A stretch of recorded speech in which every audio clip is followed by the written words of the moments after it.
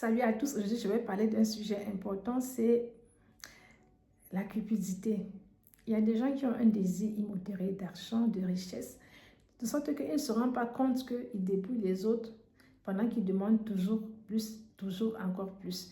Et maintenant la victime, elle ne comprend pas qu'elle aussi, elle doit se positionner pour savoir que Dieu demande de prendre soin de sa famille.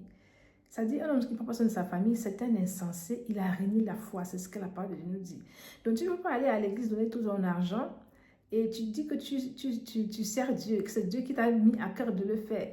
Pendant que tu as une famille, tu as des enfants, et pendant que tu vas commencer à le dire au quartier, commencer à aller mendier chez les païens, non mon frère, non ma soeur, tu as renié la foi. Tu es insensé, tu ne prends pas soin de ta famille, de tes enfants. Quand tu reçois ton salaire, ton argent, tu dois déjà enlever la dîme. Si tu as 10%, tu le fais. Si tu as plus, ça dépend de toi, l'engagement que tu as pris devant le Seigneur.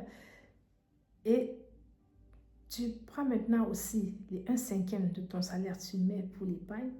Et maintenant, tu t'occupes maintenant des dépenses incompressibles qui sont le loyer, l'eau, l'électricité, le téléphone, l'Internet.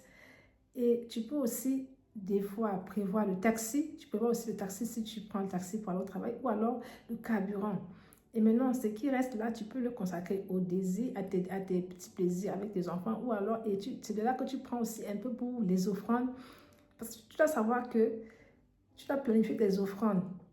Dans un mois, il y a 12 cultes. Par exemple, pour les églises qui ont 3 cultes dans la semaine, ça fait 4 dimanches. Et puis dans la semaine, il y en a qui ont 3 cultes. Ça fait 12. Donc, si à chaque culte, tu as donné de l'argent, tu dois planifier cela d'avance pour que tu ne sois pas à court ou humilié à la fin. Pour que, en allant chaque dimanche, tu sais ce que tu donnes. Ou en allant, tu donnes soit une fois le mois, les offrandes de tout le mois, tu planifies. Ou alors tu donnes, tu divises pour donner à chaque culte. Comme ça, tu n'es pas étonné, tu n'es pas surprise, tu ne vas pas empiéter sur les autres charges de la maison et tu ne vas pas atteindre le 18, le 15 ayant déjà tout fini. Donc, tu ne dois pas être surprise de la façon de gérer ton argent, tu dois planifier en fait, afin qu'à la fin, parce que le pasteur ou la servante, le serviteur, il ne va jamais s'inquiéter de si tu as mangé, si tu as des enfants malades ou si tu as payé ton loyer. Ce n'est pas son problème. Lui, c'est son problème. Il prêche la parole et s'il donne une parole, il va dire de sceller par une offrande. C'est toi qui vois. Mais moi, j'aimerais aussi que les pasteurs demandent de sceller la parole sceller la parole par la bonne vie que la personne mène. C'est-à-dire, il doit dire à la fin, cette parole-là s'adresse à ceux qui vivent selon le Seigneur, à ceux qui ont quitté l'impudicité, ceux qui ont quitté l'adultère, ceux qui ont quitté la fornication, ceux qui ont quitté le mensonge, ceux qui